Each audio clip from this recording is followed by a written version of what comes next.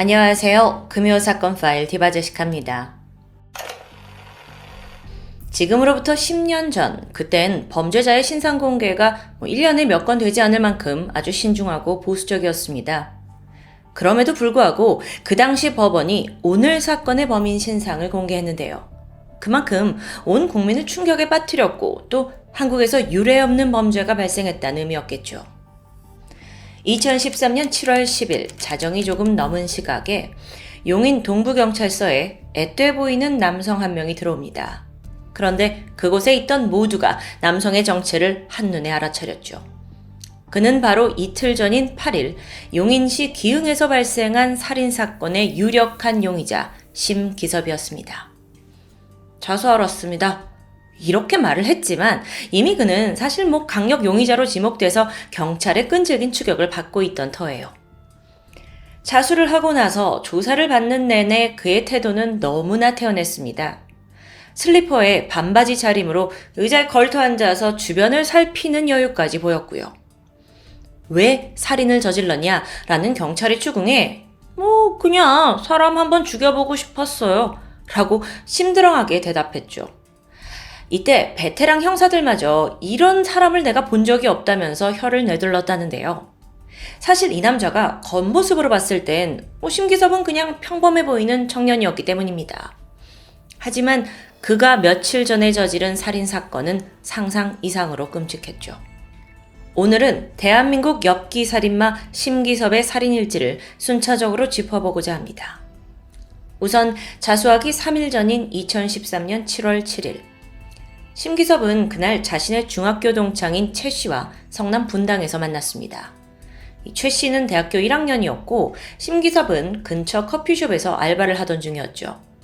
이 두 사람의 공통점은 술을 그닥 좋아하지 않는다는 점이었어요. 그래서 같이 DVD방에 가서 영화를 보고 또 당구장에 가서 한참 시간을 보냈습니다. 그리고 이후에 용인 기흥구 신길동에 있는 한 모텔에 들어가서 눈을 붙이기로 했죠. 이때의 시각은 8일 월요일로 넘어간 새벽 5시 30분경이었습니다. 두 사람이 투숙을 한 장소는 모텔 807호. 둘이 새벽에 잠을 청했어요. 그리고 오후 2시쯤 늦게 깨어났죠. 이때 막 방에서 뒹굴거리던 심기섭이 문득 심심했고 한 사람을 더 부르고 싶다는 생각이 들었는데요. 평소 알고 지내던 당시 미성년자 18살 김양을 호출하게 됩니다. 오후 3시 30분, 김양은 심기섭 일행이 묵고 있는 모텔 방으로 찾아왔습니다. 사실 이전에 심기섭과 김양은 2번밖에 보지 않은 사이예요. 그러니까 친분이 있다고 말하기엔 좀 애매했죠. 쉽게 말해 아는 오빠 정도? 하지만 두 사람 사이엔 공통점이 있었는데요. 심기섭은 초등학교 3학년 때 아버지를 따라서 이란에서 산 경험이 있습니다. 해외 경험이 있어요. 그리고 5년 후인 2008년에 귀국을 해서 중학교 2학년으로 편입을 했죠. 하지만 이 한국 생활이 적응하는 게 쉽지 않았습니다. 결국 사건 1년 전인 고등학교 3학년 때 자퇴를 한 상태였고요. 여기서 김영 또한 처지가 비슷합니다. 그녀는 어린 시절 부모님과 함께 싱가포르에 이민을 갔었는데 적응을 잘 하지 못하고 3년 전 홀로 한국에 돌아와서 생활하고 있었어요. 그리고 김양 또한 분당에 있는 한 고등학교를 다니다가 자퇴를 한 상황이었죠. 어쩌면 김양은 자신과 비슷한 처지에 놓여 있는 심기섭에게 동질감을 느끼면서 가까워졌을 수 있습니다. 어쨌든 이렇게 세 사람이 모여서 함께 TV를 보고 놀던 중 불현듯 이 동창 최 씨가 자리에서 일어나요. 결막염 증세가 있어서 안과에 좀 다녀와야 한다는 이유였습니다. 그리고 오후 4시 심기섭은 친구를 자기가 따라가겠다면서 방 안에 김양만을 놔두고 밖으로 나서요.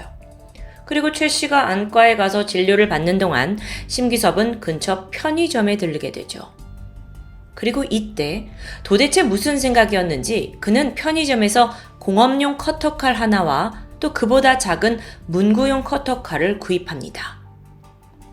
최 씨가 병원에서 나왔고 두 사람은 다시 모텔로 돌아가게 되죠. 방 안에 보니 아직 김양이 있습니다. 그리고 얼마 후에 친구 최 씨가 다음날 일찍 학교에 가야 한다면서 홀로 모텔방을 나섰는데요. 저녁 7시 30분 이제 방 안에는 심기섭과 김양 두 사람만이 남았습니다. 그리고 그때부터 끔찍한 지옥이 펼쳐졌죠. 친구가 방을 떠나자마자 심기섭은 돌변했습니다. 그리고 아까 사온 그 커터칼을 들이밀면서 김양을 성폭행하려고 시도했어요. 그런데 순간 띵동 벨이 울려요. 방금 나간 친구 최 씨가 깜빡하고 휴대폰을 두고 간 겁니다. 그래서 그걸 찾으러 온 거죠. 이때 심기섭은 김양이 소리를 지르지 못하도록 협박했어요. 그리고 문을 빼꼼 열고 아무렇지 않은 척 친구에게 핸드폰을 건넸죠. 당시에 김양은 공포감이 너무 커서 거의 패닉 상태였는데요. 그렇게 도움을 요청할 기회조차 없이 다시 모텔 방 문은 닫히고 말았죠. 하지만 그 사이 김양이 얼른 핸드폰을 집어서 누군가에게 메시지를 전송하려고 했습니다. 하지만 심기섭이 이걸 발견했어요. 그리고 그녀의 핸드폰을 빼앗은 후에 도망치려는 김양의 다리를 발로 걸어 넘어뜨렸습니다. 그녀가 이때 마구 소리를 지르면서 저항했는데 순간 심기섭이 이 소리가 새어나갈까 두려웠는지 결국 그녀의 목을 조르고 말아요.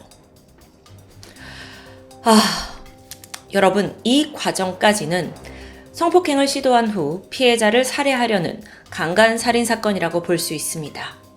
하지만 그녀가 사망하고 이후 심기섭의 엽기 행각은 본격적으로 시작됩니다. 밤 9시, 심기섭은 이미 숨이 끊어진 김양의 시신을 물끄러미 보고 있었어요.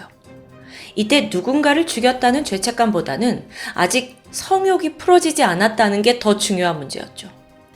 그리고 이후 그는 일반인이라면 절대 상상도 못할 자신의 이상 성욕을 채우게 됩니다. 이런 케이스는 토요 미스테리에서 해외 사건을 통해서 들어봤지만 국내에서는 굉장히 보기 드문 유형이에요. 특히나 아직 20살에 불과했던 범인 심기섭이 이런 성향을 가지고 있다는 건 굉장히 위험한 케이스였죠. 밤 10시, 심기섭은 시신을 욕조에 끌고 가 물에 빠뜨렸습니다. 그리고 해체 작업에 들어갔죠. 아까 사온 공압용 커터칼을 꺼냈고 살점을 잘라 변기에 흘려보냅니다. 이 과정에서 수없이 변기가 막혔는데 또 이때 태연이 카운터에 전화를 해서 그 뚫어뻥 같은 걸 좀 빌려달라고 요청하기도 해요. 너무 뻔뻔하고 대범하죠. 이 작업은 한참이나 계속되었습니다. 그리고 혈액은 모두 하수구로 흘려보내게 되죠. 이후 그는 남은 뼈들을 잘게 부쉈는데 이게 커터칼로 어떻게 가능했는지는 정말 의문이에요. 그 과정에서 칼이 부러지기도 했고 중간 새벽에 밖에 나와서 새 커터칼을 구매하기도 합니다. 당시 심기섭은 매우 침착하고 계획적으로 행동했어요. 술을 먹은 것도 아니고 완전히 맨정신으로 이 끔찍한 잔혹 행위를 벌인 겁니다.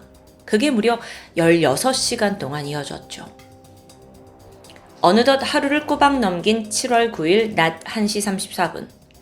인근 마트에서 심기섭이 포착되었습니다.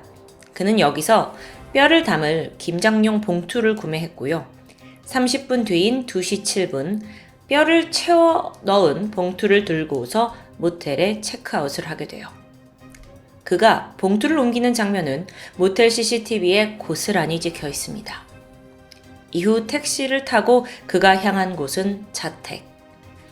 당시 심기섭은 용인시 처인구에 있는 컨테이너 박스를 개조한 곳에 거주 중이었어요. 컨테이너 박스라고 해서 그가 가난한 환경에서 자란 거라고 볼 수는 없습니다. 오히려 그 반대인데요.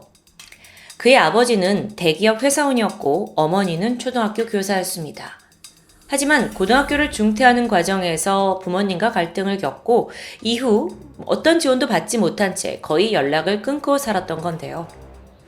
잠시 그의 좀 정신적인 상태를 알아보면 심기섭은 극심한 우울증을 앓고 있었습니다. 그래서 2012년 10월에 그 영향으로 극단적인 선택을 시도한 이력도 있어요.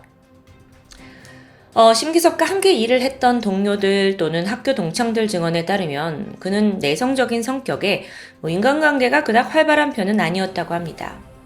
즉 그 당시 심기섭은 주변에 가족이나 친한 지인 없이 좀 고립된 생활을 했다고 볼 수 있죠. 하지만 그렇다고 평소 엽기적인 혹은 사이코패스적인 면모를 보인 건 아니었어요. 근데 그런 사람이 하루아침에 살인에 이런 잔혹범죄까지? 근데요, 사실 이 사건 전말이 알려지고 추후에 더 충격적인 부분도 남아 있었습니다. 심기섭이 김양의 시신을 훼손하던 중 이 자신의 범행 장면을 찍어서 전 여자친구랑 그리고 좀 전에 모텔을 나간 친구 최 씨에게 전송까지 했다는 부분이었죠. 그 사진이 무려 16장이었고요. 그가 그때 보낸 메시지에는 나 지금 시신 처리하는 중. 내가 너희들에게 처음으로 보여주는 작품이야.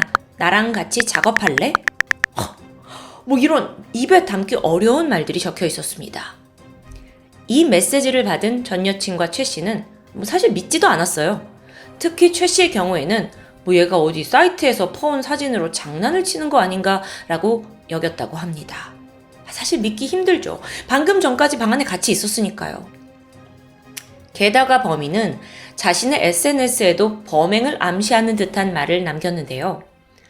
헐헐 제가 되어 날아가세요. 당신에겐 어떤 감정도 없었어요. 여러분 어떤 게 느껴지시나요?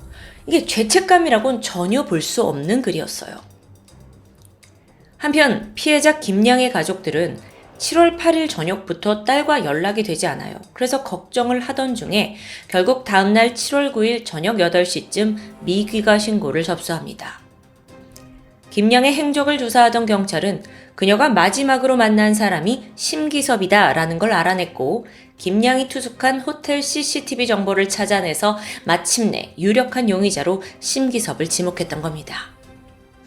이후 신속하게 추적에 나섰죠. 근데 심기섭 또한 CCTV에 자신의 모습이 남아있는 거 알고 있어요. 또 친구한테 사진까지 보낸 상황이죠. 그래서 당연히 이 경찰의 수사망이 자신을 향한다는 걸 인지했을 겁니다. 그리고 7월 10일로 넘어가는 새벽 12시 30분에 심기섭은 경찰서에 제 발로 찾아와서 자수를 했던 겁니다. 여러분 근데 자수라는 건 범인이 누구인지 특정짓지 못한 상황에서 뭔가 스스로 죄의식을 느껴서 범행을 자백하는 거겠죠. 근데 심기섭의 경우에는 이미 범인인 게 확실시된 상황이잖아요. 그래서 자진 출석으로 봐야 하지 않을까라는 의견입니다. 형법상으로는 두 경우 다 자수에 해당하고요. 자, 그럼 그가 자수를 한 이유, 이게 궁금해지는데 당연해요. 어차피 잡힐 확률이 높은 상황에서 감형을 노린 거죠. 마지막까지도 정말 철저하게 행동하고 있는데 결국 이렇게 20살 평범한 청년이 저지른 유례없는 엽기살인이 세상에 알려지게 되었습니다. 그런데 여기엔 사실 몇 가지 의문이 남아있어요. 먼저 범행 동기인데 심기섭이 진술을 할 때는 김양이 신고를 하겠다고 해서 살해했다라고 말합니다. 그러니까 원래는 죽일 마음이 없었지만 협박을 당하니 우발적인 범행을 저질렀다는 건데 여러분 기억하시죠? 아니 그 전에 편의점에서 커터칼 구입한 그건 어떻게 설명할 수 있을까요? 그가 2개의 칼을 구매했습니다. 그 중에 문구용 커터칼은 위협을 할 때 사용을 했고요. 공업용 커터칼은 시신을 해체하는 도구로 사용했죠. 이렇게 2개나 산 게 우발적인 살인이라고요? 계획적인 살인인 건 감지했지만 문제는 왜 죽였냐는 겁니다. 그러니까 진짜 살해 동기는 사실상 의문으로 남아있어요. 정말 갑자기 돌변한 사이코패스라는 말밖에는 설명할 길이 없어 보이죠.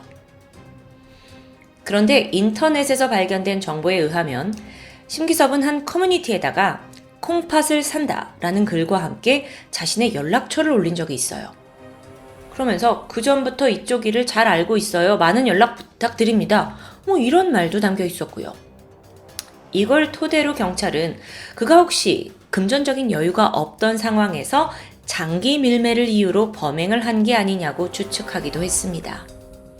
하지만 정작 조사를 받던 심기섭은 나는 그냥 잔인한 영상이나 해부에 관심이 있을 뿐이다 라고 말하면서 전혀 돈이 목적이 아니라 그냥 흥미 충족을 위해 이걸 저질렀다고 진술했죠. 저는 그게 더 소름 끼쳐요. 그럼 그가 정말 사이코패스였을까요? 프로파일링 결과 그는 단지 자기 과시욕 성향이 강한 범죄자라는 게 드러납니다. 실제 SNS에 직접 올린 글만 보더라도 허세와 과시의 흔적이 묻어납니다. 현실에서는 가족과 또래로부터 단절된 외로운 삶을 살았지만 이 SNS에 연결된 사람들 사이에선 인정받고 싶다는 욕구가 매우 강했던 거죠. 근데 이 심기섭 사건이 10년 전에 발생했는데 사실 그런 경우는 요즘이 더 강한 것 같아요. 결코 건강하지 않은 현상이죠. 이제 판결의 시간입니다. 2013년 검찰은 심기섭에게 살인 그리고 사체 오욕 혐의에 대해 사형을 구형하는 게 마땅하다고 판단했어요. 하지만 법원은 이제 그가 막 미성년을 지난 어린 나이였고 또 초범이라는 점, 또 어린 만큼 교화의 가능성이 크다는 점을 들어서 그에게 무기징역을 선고합니다. 2014년 5월 항소심에서도 이 형이 유지됐고요. 3개월 후 대법원 상고심에서는 무기징역에 더해서 신상공개 10년, 전자발찌 30년을 선고한 원심이 확정되었습니다.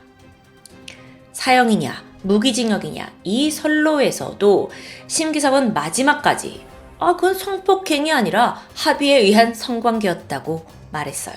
그리고 자기가 칼을 산 이유는 그저 위험용이었다고 변명했죠. 이 주장을 굽히지 않았다는 게 참 황당하죠. 그렇게 심기섭이 수감된 지 어느덧 10년이라는 세월이 흘렀습니다. 고인이 된 피해자 김양에 대한 깊은 후회와 사죄로 살고 있을까요? 만약 모범수로 충실하게 감옥 생활을 한다면 그는 10년에서 20년 안에 다시 사회로 돌아올 수도 있겠죠. 하지만 우린 아직 그런 사람과 함께 살아가기가 참 두렵습니다. 지금까지 금요사건 파일 디바제시카였습니다.